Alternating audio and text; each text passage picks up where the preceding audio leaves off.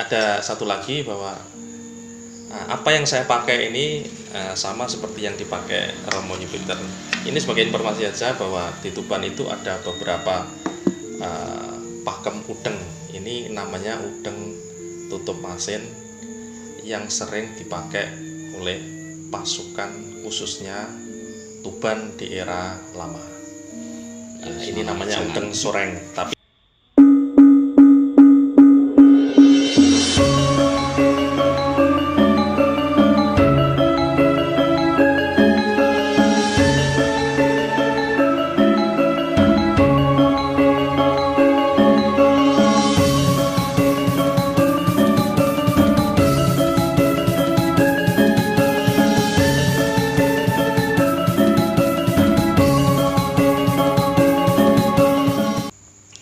jadi yang Romo Jupiter paparkan ini sebenarnya ini pengetahuan yang sangat sekarang jarang sekali dimiliki, yang perlu kita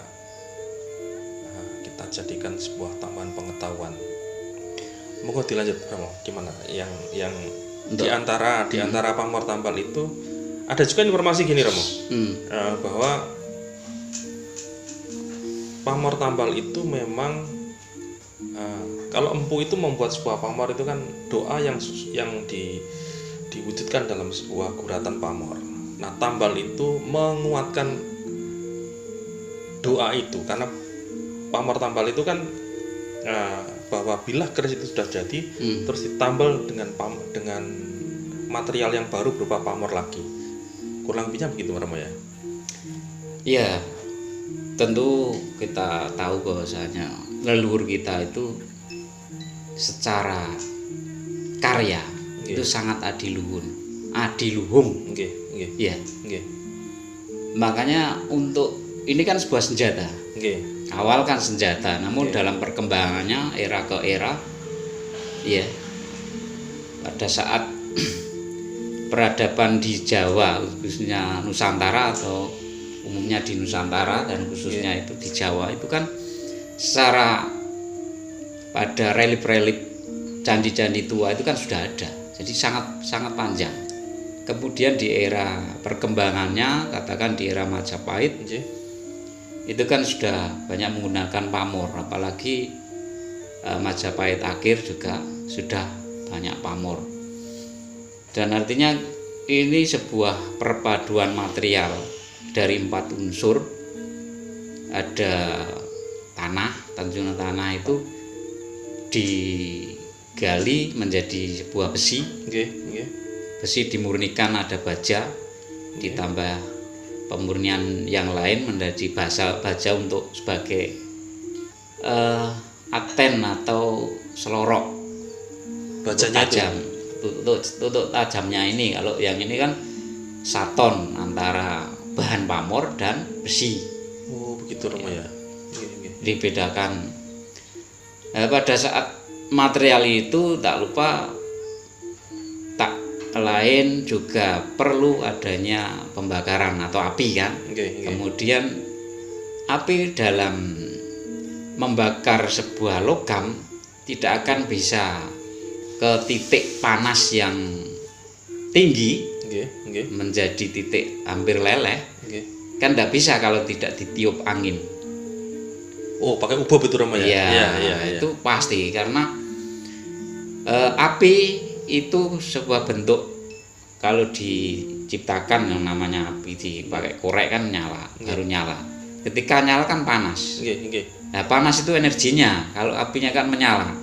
Maksudnya gitu. Kemudian angin itu kan sebuah tiupan atau udara. Kemudian ditiupkan.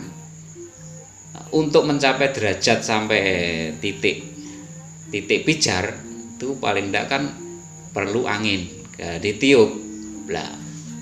Dia kan mempunyai daya juga, angin itu. Angin. Energi juga. Untuk menggerakkan kincir angin kan menjadi tenaga. Kemudian tak lupa dengan ini, pasti membutuhkan air. Dalam suatu pembabaran keris pasti ada butuh air. untuk menyelup atau untuk nyepuh. Oh Iya. Untuk nyepuh itu pasti butuh air. Kemudian dalam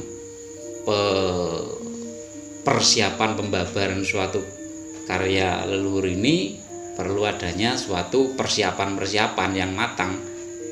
Orang Jawa tak lupa dengan adanya perhitungan hari, weton si pemesan, secara perwataan si pemesan. Nah, empu kan sudah memahami hal tersebut.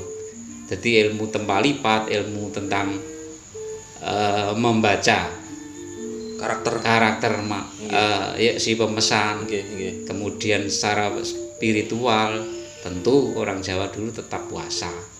Dalam persiapan untuk pembabaran suatu keris, tak lupa juga menyiapkan sebuah ubur rampe. Iya tak? Ubur rampe itu ada beberapa buah-buahan, ada beberapa makanan, ada beberapa bunga-bungaan, iya. Sesaji atau sesari. Nah, sesari itu memang tercipta, tumbuh, terbentuk dari alam juga kan, dari 4 unsur juga. Kan bisa tercipta, terbentuk itu kan karena energi kan, 4 unsur. Iya. Ada polo pendem, polo gembandul, polo kesempar. Itu untuk sesajinya. Iya, ada buceng, ada urap-urapan, ada daun ringin, pohon tebu, daun alang-alang, daun banyak lah. Kita sebutkan kan banyak. Nah, itu nanti perlu kita kupas lagi Romo. Nah, itu semua bentuk untuk suatu pengikat energi tadi, pendukung dalam pembuatan pusaka itu. Iya, pembabaran. Dan tentunya leluhur kita sebagai orang Jawa tetap hormat oleh leluhur untuk minta doa restu para leluhur. Para leluhur untuk mohon doa restu suatu pembabaran keris atau pembabaran Tosanaji tersebut bisa selamat, bisa bermanfaat bagi pemiliknya. Iya.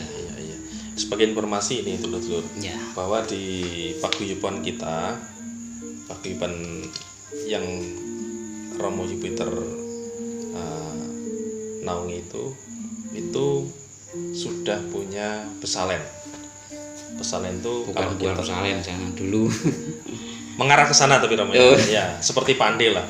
Nah, itu nanti ada empu-empu yang dikader oleh empu yang memang sudah empu gitu. Ya, kita tetap belajar untuk nanti mengarahnya ke sana. Nah, nanti tapi kita belum bisa panjang lebar karena untuk kali ini kita cukupkan untuk menerangkan dapur pedang Sutomaru. Iya, memang untuk menerangkan itu sangat panjang. Sangat panjang waktunya. Karena ini waktunya itu memang masih terbatas, jadi kita cukupkan di dapur 1 Tosanaji yaitu Sutomaru. Sekiranya itu dulu Romo ya. Nah.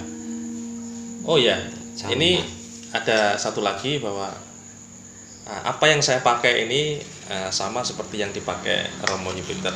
Ini sebagai informasi saja bahwa di Tuban itu ada beberapa pakem udeng. Ini namanya udeng tutup masin yang sering dipakai oleh pasukan khususnya Tuban di era lama. Ini namanya udeng soreng. Tapi sekilas itu saja. Jadi nanti di pertemuan berikutnya semoga kita diberikan waktu dan kesempatan untuk bertemu lagi dengan Romo Jupiter dan kita bisa silaturahmi dan bercerita panjang lebar. Sekiranya itu Romo, matur nuwun. Iya, matur nuwun. Rahayu. Nyuwun ngapunten apabila wonten kekeliruan. Kita kan tetap belajar muti kawruh karena untuk Tosanaji tidak ada kata ahli, tidak ada. Iya, Romo. nggak ada kata ahli, kita tetap belajar pada senior Nggih, pasti itu. nggih, nggih. Ya, Nggih. monggo. Matur nuwun Romo. Sami-sami. Mohon maaf atas segala kekurangan dan kekilafan. Rahayu. Rahayu.